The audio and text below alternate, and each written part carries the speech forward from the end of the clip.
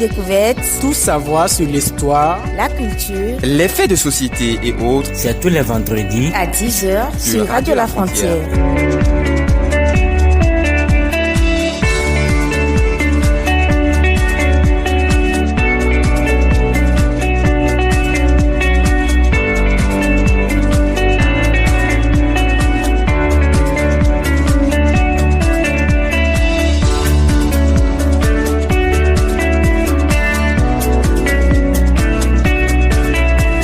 Amis auditeurs voyageurs à bord du Boeing 229, bonjour, bonsoir.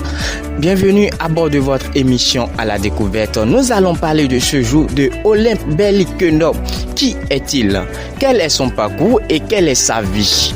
Amis voyageurs à bord du Boeing 229, serrez vos ceintures pour le décollage.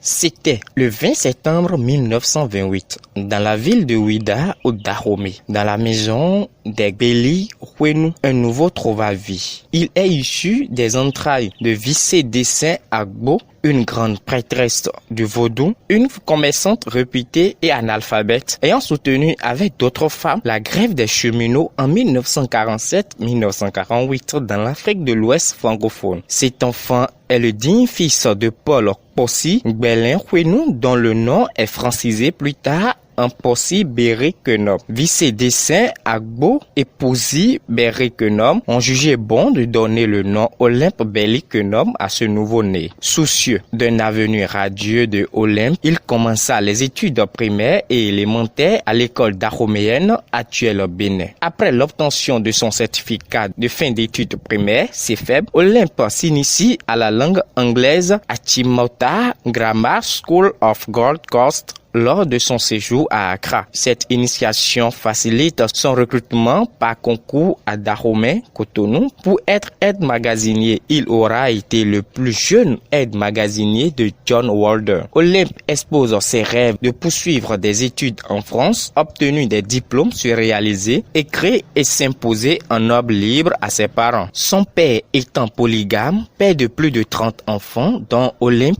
est le 11e, ne pouvait le favoriser au détriment d'aucun des autres fils. Ainsi, il lui donne ses bénédictions, sa tendresse de père et approuve ses rêves de légitime ambition. Quant à sa mère, femme d'affaires très aisée, analphabète des écoles des Blancs, lui donne un cours de gestion en économie avant de puiser dans son compte en banque et autres cachettes assez d'argent pour notre jeune homme pour que le séjour chez les Blancs ne soit pas entravé par des problèmes financiers. N'étant pas boursier, il voyage à ses frais. Le voici à Marseille en août 1948. Après hésitation en province et Avranches où il se trouvait, un de ses compatriotes, le collège littré d'Avranches l'accueille, d'où il obtient le BEPC, puis le bac en lettres classiques. Sportif, il sera champion du saut en hauteur de l'Académie de Caen et deuxième de France, c'était en 1952. Toujours à l'Académie de Caen, Olympe fut premier lauréat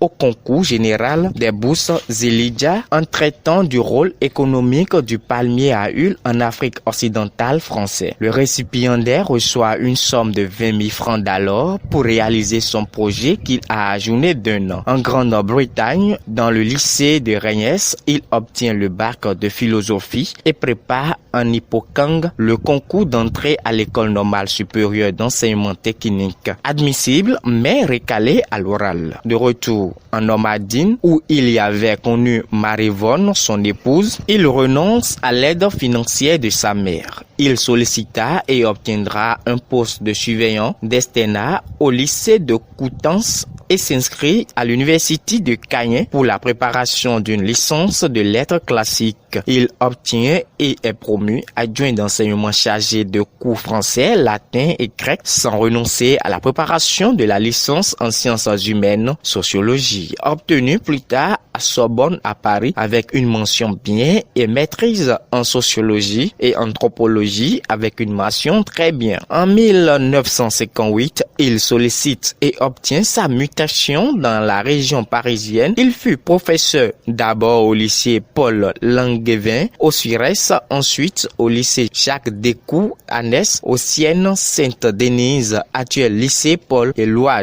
Son grand rêve est de vivre dans le bouillon politique culturel de Paris. En 1961, le Dahomey, devenu État indépendant en 1960, dirigé par le président Hubert Koutoukou-Maga, qui connaissait Olympe, souhaiterait que ce jeune écrivain accepte un stage en diplomatie, d'où la demande de mise en disponibilité auprès du ministre d'Éducation nationale pour effectuer des stages à l'Institut des hautes études d'outre-mer. Il eut pour professeur Georges Velden, Edgar Faure, Françoise Lucher, Stéphane Hessel, au Canien d'Orsay, à l'Académie diplomatique de Haï, dans les consulats généraux de France, à Genèse, Florence, Milan et à l'ambassade de France à Rome au palais Farnèse. Suite à une présentation d'une mémoire sur la presse italienne face aux événements dans l'Afrique indépendante, il est certifié d'études diplomatiques.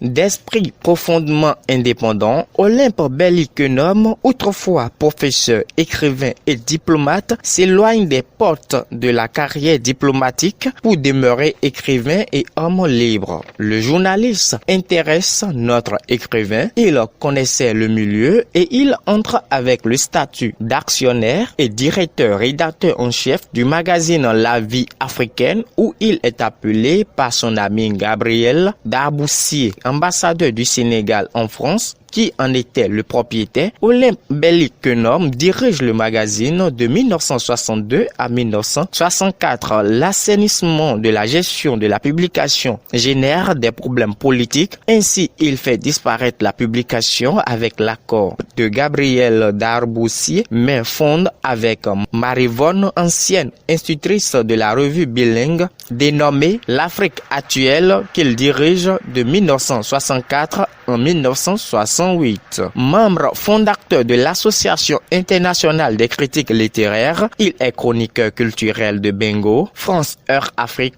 collaborateur épisodique de Combat, Le Monde diplomatique, Student World, Afrique Nouvelle, correspondant de l'Académie de Nîmes, Grand Prix littéraire d'Afrique noire en 1966. Voilà autant de distinctions pour Olympe Belliquenhomme.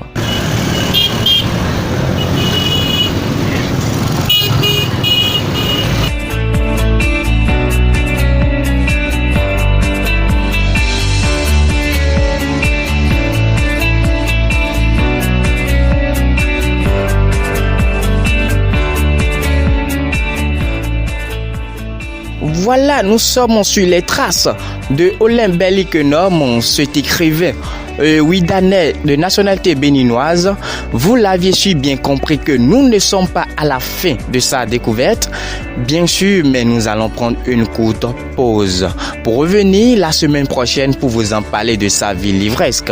Amis, auditeurs, voyageurs, internautes de Radio La Frontière, bonjour, bonsoir, tout à l'heure.